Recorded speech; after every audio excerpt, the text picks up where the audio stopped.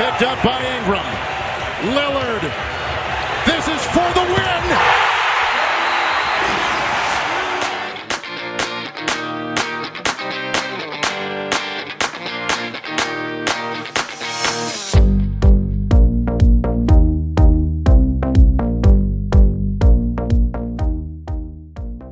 Salve, salve, ouvintes do For The Win, tudo bom com vocês? Eu sou o Vitor Bratini e hoje estou aqui apresentando mais um podcast da nossa série de análise dos grupos da Copa do Mundo de Basquete da FIBA. Hoje estamos aqui para falar sobre o grupo G. Eu estou aqui com o Gabriel Assis. Fala pessoal, muito legal estar aqui, falar hoje sobre o grupo G, um grupo interessantíssimo com a Alemanha, com França, vários times aí e os coadjuvantes que são a Jordânia e a República Dominicana também podem fazer a gente ver uns jogos bem legais aí, vamos falar sobre isso hoje. E estou aqui com um convidado muito especial, Luiz Araújo, do blog Triple Double BR. Sigam lá ele no Twitter, que ele manja muito de basquete. Pessoal, dá um salve aí, Luiz. Fala galera, tudo bom? Obrigado aí pelo convite, pela confiança aí em discutir com vocês cada grupo aí do Mundial, né? E, bom, vamos lá, um grupo meio interessante aí, como vocês já adiantaram, né? Estamos aí para falar um pouquinho mais sobre cada uma dessas seleções aí e o que esperar mais ou menos. Isso aí. Bom, vamos começar assim pela seleção que talvez seja a que tem os melhores nomes do grupo, né? A seleção francesa, que a gente, como sabe, tem diversos jogadores na NBA.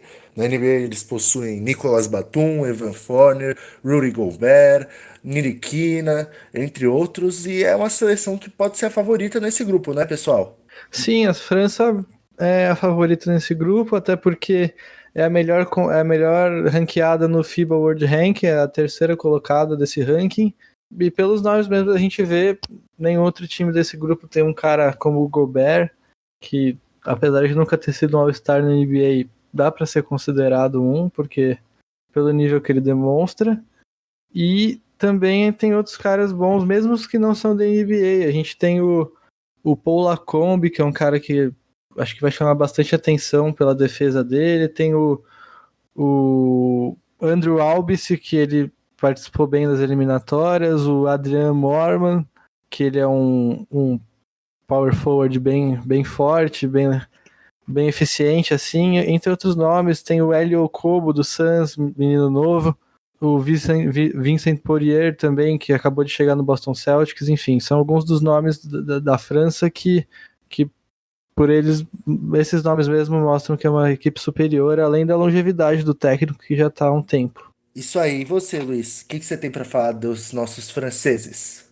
Cara, é uma seleção, parece muito forte mesmo no papel. Os nomes aí que já citados mostram, dão um bom indício, né, de como promete aí esse time francês, que ultimamente tem chegado em grandes competições e desempenhado coisas muito boas. No Mundial passado mesmo, né, o de 2014, já vão aí 5 anos, mas nessa última edição do Mundial, uma coisa que me chamou muita atenção da seleção francesa naquela participação foi como eles conseguiram ir longe, né, foram semifinalistas e mesmo não tendo ali naquela oportunidade todos os seus melhores nomes reunidos. Então passou uma mensagem bem clara assim para o resto do mundo naquela ocasião, sobre como havia um elenco profundo, né, dá para dizer assim, mais gente assim em bom nível para defender a seleção nacional. Essa seleção agora parece que está mais abastecida dos principais nomes, então chega aí, né, uma expectativa muito alta mesmo. A gente vai falar um pouquinho mais da Alemanha depois, mas que tem um desafiozinho aí para a França já logo de cara, né? Porque na Eurobasket de 2 anos atrás, de 2017, a França foi eliminada pela Alemanha. É claro que era uma seleção francesa ali que não tinha o Gobert, não tinha o Batum. O Batum não é mais o mesmo, mas ainda assim é um cara que para a seleção a gente pode considerar como uma ausência sentida, né? Então não tinha os dois, não tinha mais alguns outros nomes ali e tal, e perdeu. Eu acho que ainda aquilo lá não foi uma regra. Acho que a França completa ainda mais time que a Alemanha, mas tá aí, já é um desafio ali logo de cara, um time que deu essa amostra aí num passado não muito distante de que pode enfrentar essa seleção francesa de frente, assim, né? Então, vamos ver como é que se sai logo nessa primeira fase aí, acho que vai determinar, acho que não é que vai determinar, mas pode acabar ditando os caminhos aí desse time. A França, por ter um dos assim elencos com mais jogadores que atuam na NBA, mesmo que não sejam jogadores além do Gobert, nenhum deles é de um nível assim muito, muito alto, né? Por exemplo, nós temos aí o Evan Fournier, que é um jogador consistente, é um bom pontuador, e o Nicolas Batum, que como a gente já disse, não é mais o mesmo. Além deles, a gente tem o Niriquí, né, que não é uma unanimidade no Knicks, nem o Okobo no Suns, mas vocês acham que esse fator coloca eles talvez como os favoritos desse grupo? Sim, na verdade, claro que tudo depende de como esses jogadores se encaixam. Eles não jogam no mesmo time, tem outros companheiros que vêm de outros lugares, um técnico diferente. Tudo vai depender de como esses jogadores se encaixam, mas eu acredito que a NBA, como melhor liga de basquete do mundo, quanto mais jogadores você estiver jogando no mais alto nível possível, mais forte você fica. Ainda assim, isso não é tão determinante exatamente pelos motivos que eu já falei, e também porque tem outros times muito bons também, que a gente vai falar em outros podcasts, que chegaram talvez até mais longe do que a França na Olimpíada, por exemplo, que não tendo talvez o mesmo número de jogadores da NBA, ou um jogador tão relevante quanto o Gobert. Mas com certeza um bom número de jogadores na NBA faz bastante diferença. Luiz, o que você acha de Nando De Colo nesse elenco francês? Porque o cara é um dos melhores jogadores europeus, não é? Então, eu ia citar exatamente isso, porque os caras da NBA chamam atenção e tal. Olhando só para eles, por exemplo, o Frank Ntilikina é um cara discretíssimo e até criticado no New York Knicks, atuando na NBA, mas ele é um cara pode render um pouquinho mais nessa seleção, né?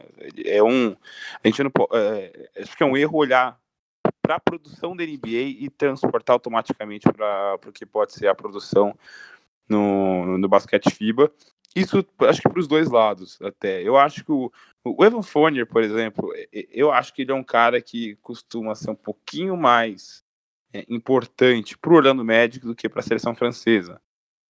Pelo estilo de jogo, até pela assiduidade, assim, não é um cara que está em todas as convocações, todos os grandes torneios. Mas, enfim, olhando essa lista aqui, você falou do Nando De Colo, e é isso, assim, é um cara fora da NBA que que o Gobert tem um impacto muito violento já na NBA, né? A questão física dele e tal, que no mundo FIBA isso tende a causar um estrago ainda mais forte, né? Mas o Nando De Colo é o cara, acho que dessa seleção mais acostumado, não só acostumado, mas mais capaz, né? De ser o protagonista, o criador, o cara que carrega muitas vezes o ataque quando precisa, talvez, pensando em mundo FIBA, seja mesmo o principal nome dessa seleção. Sem dúvida. E Rudy Gobert, sendo duas vezes já melhor jogador defensivo da NBA, esse cara aí é o que talvez vá fazer realmente a diferença, né? Porque ele protegendo o garrafão vai ser simplesmente sensacional, ainda mais que muitas equipes às vezes não conseguem ter jogadores do próprio tamanho dele, não é mesmo? A pontuação dos torneios da FIBA costuma ser mais baixa do que o contexto que o Gobert está inserido, que é o da NBA. Então, já é um tempo menor de jogo, regras diferentes, e ainda mais sendo um mundial, que claro que para um jogador da NBA ele passa por várias situações extremas de pressão constantemente, mas talvez para um jogador que não é da NBA seja um momento muito mais importante do que o que ele está acostumado a viver. É um mundial que não acontece há 5 anos, e nesse momento talvez haja uma tendência de ter mais nervosismo, um pouco mais de tensão, isso aumentar os erros, diminuir a pontuação. Então quando você já está num campeonato de pontuações mais baixas do que da NBA, por exemplo, você tem um cara como o Gobert que vai com certeza fazer toda a diferença na defesa da França, adianta muitas coisas para o time francês, e é um dos principais motivos deles serem candidatos a chegar bem longe nesse Mundial. O que você acha do Gobert, Luiz, do impacto dele na França? Cara, acho que é mais ou menos essa linha, e é uma coisa que eu tava pensando aqui, é que a possibilidade de se flutuar mais, né, no jogo FIBA, na NBA, por exemplo, você não pode ficar embaixo da cesta assim, mais de um braço de distância, que isso é defesa legal, né, por 3 segundos. Então, eu acho que ele pode ser um cara mais útil até em termos de proteção da cesta. Ele já é um dos melhores da NBA em questão disso. E, sei lá, para uma defesa zona que a França vier a colocar em prática, pode ser o cara ali para realmente não deixar ninguém fazer cesta dentro do garrafão. O impacto dele nesse sentido, acho que tem tudo para ser ainda mais avassalador. A gente realmente espera muito assim que o Gobert traduza o jogo dele da NBA para esse FIBA, que é muito provável, né? Porém, a França vai ter um adversário assim duro, como o Luiz já disse, eles vão acabar enfrentando a Alemanha, time que eliminou eles no Eurobasket de 2017, né? Mas a Alemanha também traz seus bons nomes, né? Eles têm Dennis Schroeder, Isaac Bonga, tem o próprio Daniel Theis. O que vocês têm para falar aí dessa seleção que promete ser aquela que na fase de grupos vai trazer mais dificuldade à França? Bom, o principal nome do time é o Dennis Schroeder. Ele mesmo tendo jogado poucos jogos na eliminatória, porque a eliminatória bate o calendário pro NBA, ele em poucos jogos foi o que liderou o time em pontos, em eficiência, em assistência, com uma discrepância incrível para os outros. Mas é legal dizer sobre os que não estão na NBA. Claro, a gente já conhece o Dennis Schroeder, o Maxi Kleber, o Daniel Theis, esses caras que vão ser muito importantes, vão fazer uma diferença grande, mas eu gosto muito de alguns outros nomes que não vêm da NBA, como o Robin Benzing, que é o segundo maior pontuador do time nas eliminatórias. Ele é um cara bastante atuante nesse time, ele já tem 30 anos, ele tem um bom jump, ele joga no post, ele chuta muito a bola. Também tem um cara que vai acabar talvez sendo reserva por conta desses dois nomes, o Maxi Kleber e o Daniel Theis, talvez sejam os titulares do garrafão. Mas tem o Danilo Bartel, que é um jogador do Bayern de Munique. Ele chuta 40% para 3 pontos, ele é um jogador bem forte, ele é bom no post, ele domina bastante o garrafão quando ele está em quadra. São alguns dos nomes que fazem a Alemanha ser forte, que a gente talvez não conheça tanto assim. Mas é um time muito, muito completo mesmo, vai dar trabalho. Cara, o Dennis Schroeder é um exemplo daquilo que a gente estava falando antes, né, de caras que no jogo da seleção, né, eu não gosto muito da expressão mundo FIBA, mas é mais ou menos isso, né, ele nesse contexto é mais poderoso, assim, tem um protagonismo maior e assume melhor, né, essa função também do que acontece na NBA. Então muita coisa passa por ele, ele responde bem nesse papel de criador de jogadas, de tomar decisões, ter a bola nas mãos.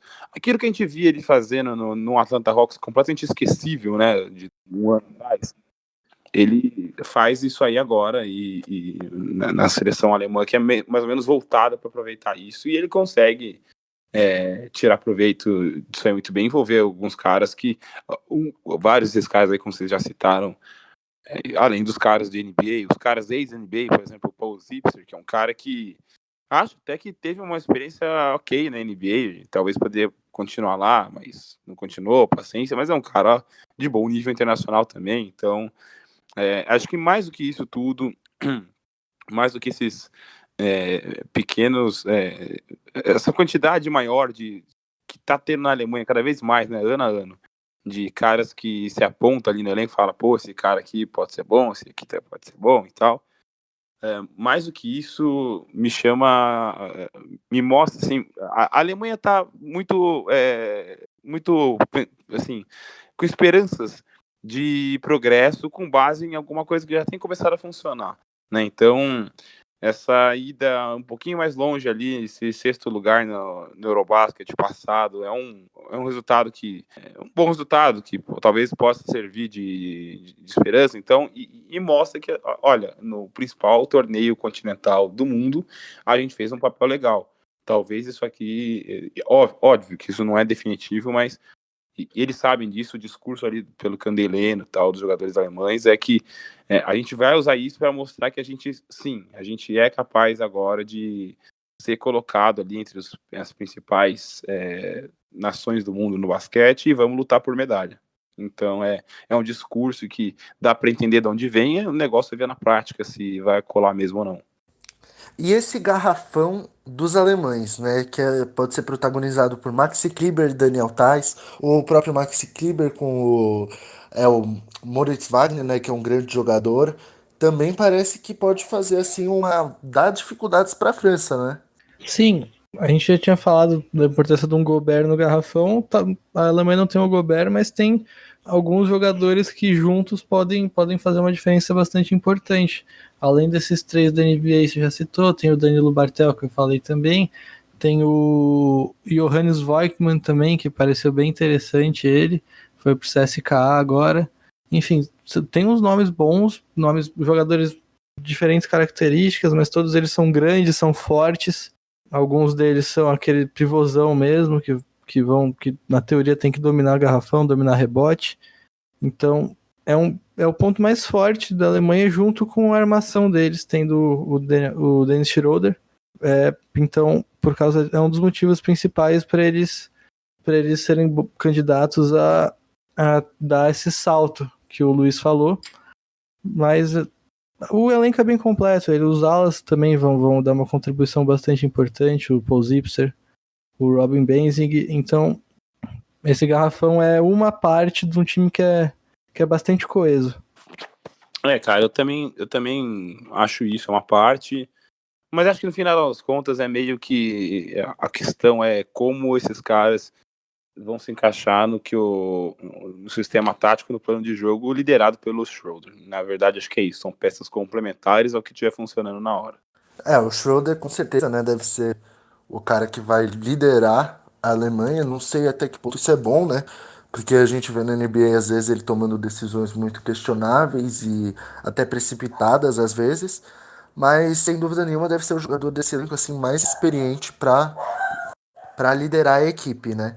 Mas bom, agora vamos falar um pouco de uma equipe que não tá tão assim nos holofotes, né? Que é a República Dominicana. O que você tem para falar deles aí, Assis?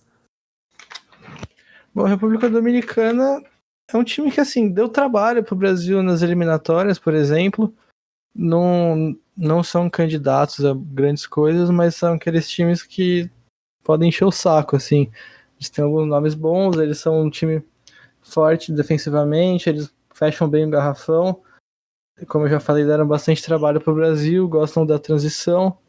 O técnico deles é o Néstor Garcia. E, bom, vão dar trabalho pros times que enfrentarem, porque eles têm alguns nomes interessantes. Tem o Eloy Vargas, que nas eliminatórias jogou bastante, fez 13 pontos por jogo na Liga Venezuelana esse ano. Eles têm também o Vitor Liz, que fez 14 pontos por jogo também na Liga das Américas, se eu não me engano. Ele foi, enfim, armando esse time da República Dominicana. Tem o Vitor Liz, tem o Eulis Baez também, que é um cara bem mais veterano, de 37 anos, só que ele foi útil nas eliminatórias com 12,5 pontos e 6 rebotes por jogo. Tem alguns nomes mesmo que em um coletivo que sabe o como jogar, sabe o que fazer, que pode dar trabalho para esses favoritos, por mais que não deva alcançar grandes coisas. E você, Luiz, o que você espera aí dos nossos latinos amigos da República Dominicana? Cara, eu acho que a grande notícia, né, para a República Dominicana é a chegada do Néstor Garcia, um técnico muito vitorioso nesses últimos anos, conseguiu muitos resultados impressionantes aqui dentro do continente e levou a Venezuela para uma Olimpíada, que não é pouca coisa, foi um feito histórico mesmo. Ele já é um cara que já tinha coisas boas assim no currículo antes disso, mas acho que o ápice, né, do que ele consegue transformar do material que ele tem nas mãos em um time foi visto ali com essa seleção venezuelana. repito, não é pouca coisa levar a Venezuela para uma Olimpíada, ainda mais lembrando como é difícil, né, classificar uma seleção do continente para a Olimpíada. A Olimpíada são só 12 vagas, né? Na Europa mesmo, muita potência, não estou falando nem equipe boa, potência mesmo, costuma ficar fora.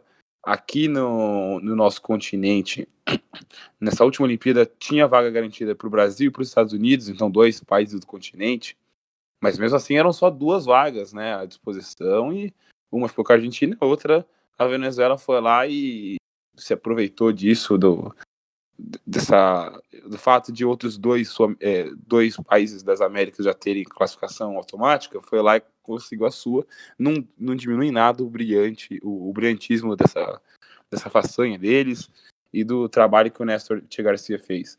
E eu tô falando tudo isso para dizer o seguinte: esse elenco é um elenco, tem alguns nomes, né, como já foi dito, assim, alguns nomes ok, que tem um nível internacional ok, conseguem fazer coisas bacanas fora no basquete internacional, né, mas eu acho que é o elenco que eu lembro da República Dominicana que menos chama atenção, talvez menos talento, assim, como um todo, do que nos outros anos aí que esse país foi para grandes competições FIBA, né.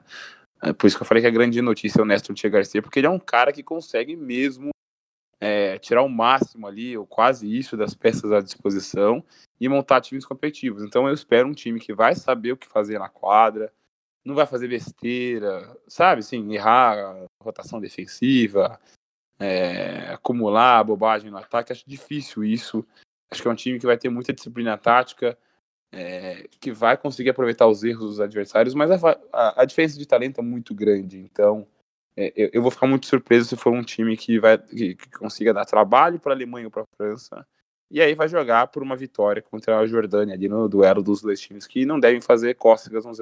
Isso aí, como você disse, eles não devem, assim, fazer frente a as 2 potências europeias, mas contra a Jordânia, né, que é a mais fraca do grupo, eles devem conseguir uma vitória até que tranquila.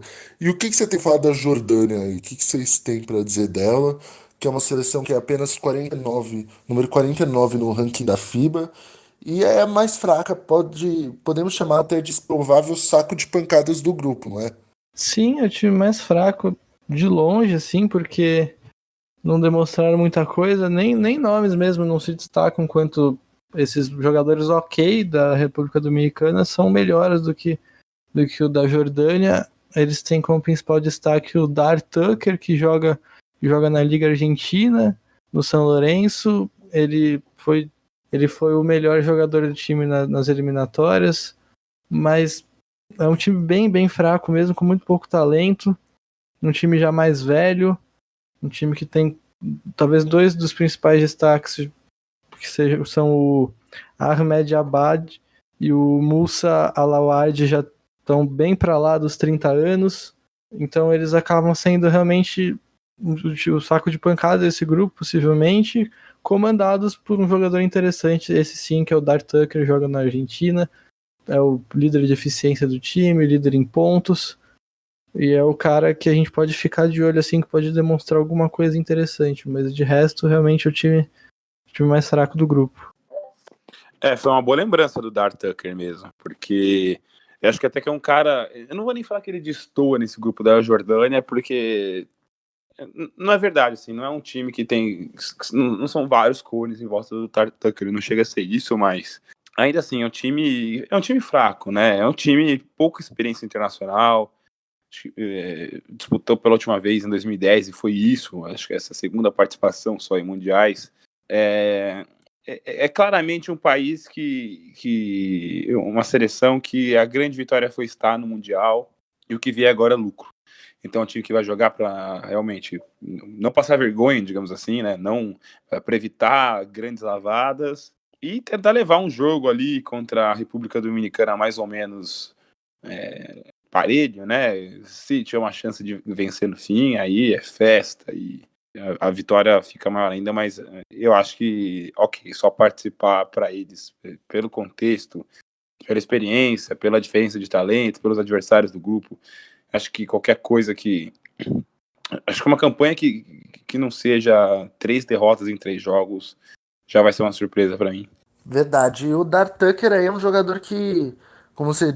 É difícil falar que ele destoa, mas realmente deve ser o melhor nome deles, né? Um jogador com muita experiência que, a nível assim, continental, ele é um cara que, como ele joga aqui há muitos anos na América, em clubes, ele sempre vai muito bem, né?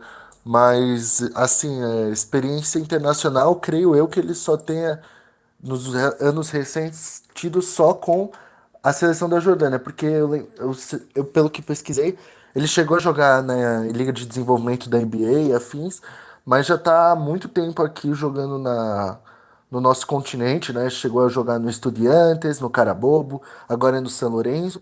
Então isso aí pode acabar fazendo uma diferença, né, para ele. Sim, e você vê que assim, a diferença até da Jordânia pro nível que se joga basquetebol aqui na América é totalmente diferente. Inclusive é interessante você pegar a média dele no São Lourenço e na Jordânia para ver o que o Luiz já falou bastante da discrepância, de como é diferente jogar num clube, jogar numa seleção, contexto totalmente diferente, porque entre todas as competições nessa temporada ele teve média só de pontuação, média de 14 pontos por jogo no São Lourenço.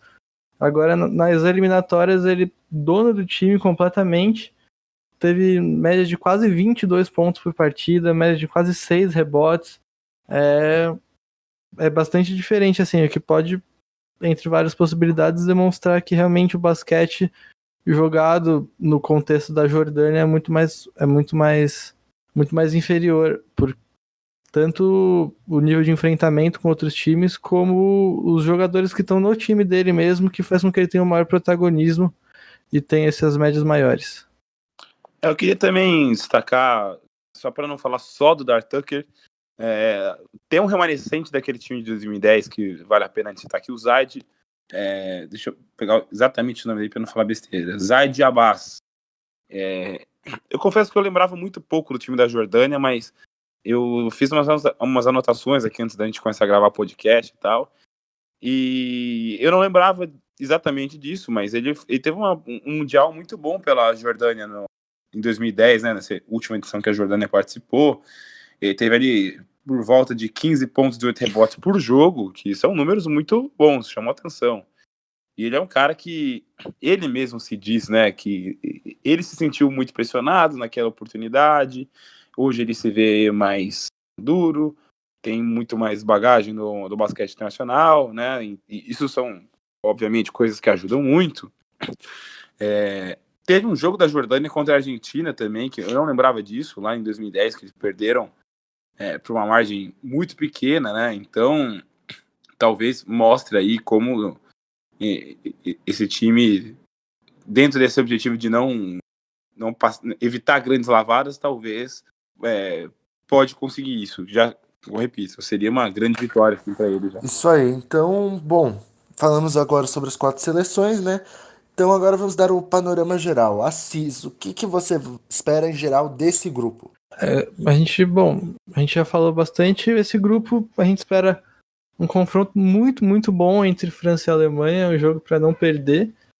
E vão ser os dois classificados, muito provavelmente. A França um pouco superior, tem tudo para ser o time que vai passar em primeiro e chegar mais longe, assim, quem sabe brigando por ficar entre os 3 melhores, algo do tipo. A Alemanha também quer dar esse salto para também, quem sabe, fazer um barulho aí, chegar, poder sonhar com alguma coisa a mais do que vem conseguindo nos últimos anos.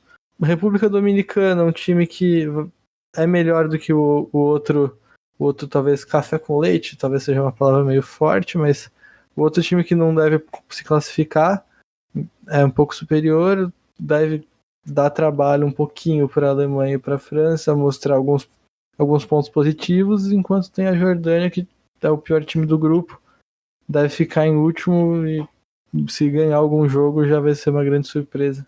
Eu vou nessa também. Eu acho que é um grupo bem definido, assim, né? A escala de forças, são 2 favoritos bem claros, né? Um terceiro time ali que não chega no nível dos favoritos, mas parece um pouquinho acima do time mais fraco também. Então, acho que é um grupo que, se não tiver nenhuma grande surpresa, vai ser isso aí. Um jogo, o França e Alemanha vai ser legal de ver pelo contexto, né, recente ali dessas duas seleções, não que vá determinar exatamente qual será o destino de cada uma dessas seleções, até porque a França, no Mundial passado, perdeu do Brasil, né, na primeira fase, e foi lá e foi mais longe que o Brasil. A própria Sérvia, que tirou o Brasil no Mundial passado, perdeu do Brasil também. Então, a primeira fase vale até a página 2 só. Mas, de qualquer maneira, vai ser interessante para ver mesmo, assim, vai ser um bom termômetro para a Alemanha. Ganhando ou perdendo, assim, vai ser um bom termômetro. E, ao mesmo tempo, quem tiver, acho difícil, né, na correria aí do dia a dia, alguém conseguir separar um tempo para assistir, de fato, República Dominicana e Jordânia. Mas, se der, deve ser um jogo interessante para ver ali. E aí? Vai ser pau a pau? A Jordânia vai ter alguma chance de não sair com 3 lavadas, de, sei lá, de endurecer esse jogo? É isso, assim. No mais, eu estaria assim, curioso para ver também como a República Dominicana consegue se comportar diante desses dois europeus, mesmo para mim não tendo chance de vitória. Eu queria ver mais ou menos aquela escala de como foi a Venezuela nas Olimpíadas, sabe? Que a Venezuela entrava para enfrentar times muito mais fortes, e você queria ver como ou por quanto tempo resistiria um time do Néstor Garcia contra um oponente muito mais forte. Acho que é mais ou menos por aí.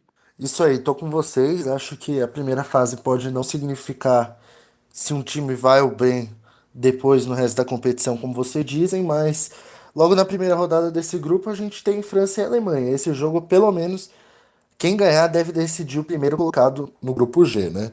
Quanto a Jordânia, acho que será legal a gente ver aí, como você já mencionou, o Zaid Abbas, que é um jogador extremamente experiente que na carreira inteira, assim, defendeu a seleção da Jordânia, sempre se dedicando muito à equipe, né? Então, no mais, acho que creio que seja isso. República Dominicana deve ser a terceira força ali do grupo, né? E a gente deve, como você disse, deve ser interessante ver eles sendo treinados pelo técnico deles. Então é isso aí, né? Promete ser um grupo bem bacana, duas seleções europeias fortes. E acho que a gente deu um belo panorama geral aí. Muito obrigado a todos os ouvintes aí do podcast do For The Win. Eu estive hoje com o Gabriel Assis. Muito obrigado por virem até aqui, pessoal. Olho na França, olho na Alemanha. Muito obrigado, Luiz, por ter aceitado o convite. E até a próxima, falando de vários outros grupos ainda. Estive também aqui com o Luiz Araújo do Triple Double BR. Sigam ele lá no Twitter, pessoal, que o conteúdo vale a pena. Galera, obrigado aí pelo convite, viu? Eu tô com a voz meio ruim aqui, que eu tava meio que recuperando uma gripe e tal, mas espero que tenha dado pra vocês levar ok a conversa aí e tal. E obrigado aí a todo mundo que tá escutando a gente, acompanhando. E vamos curtir esse Mundial. É que o Mundial é um negócio legal pra caramba. Eu não sei quantas pessoas aqui que estão escutando a gente tiveram a oportunidade de assistir outras edições e tal, mas cara, é legal, você vai lembrar dos jogos por vários anos depois, então vale a pena ali, ainda mais uma galera que, isso tem bastante, né? Uma galera que só costuma ter olhos para NBA, vale a pena parar um pouquinho e curtir de verdade o Mundial de Basquete, sabe? Eu garanto que vai ser uma experiência que vai levar por bons anos aí. Isso aí, pessoal. E esse foi mais um episódio aí que a gente analisa aí os grupos do Mundial. Acompanhe todos os outros que a gente lançou aí, análise de todos os grupos, podcasts históricos e muito mais. Nossa cobertura no Twitter será completa. Acompanhe lá. Muito obrigado a todos e até a próxima.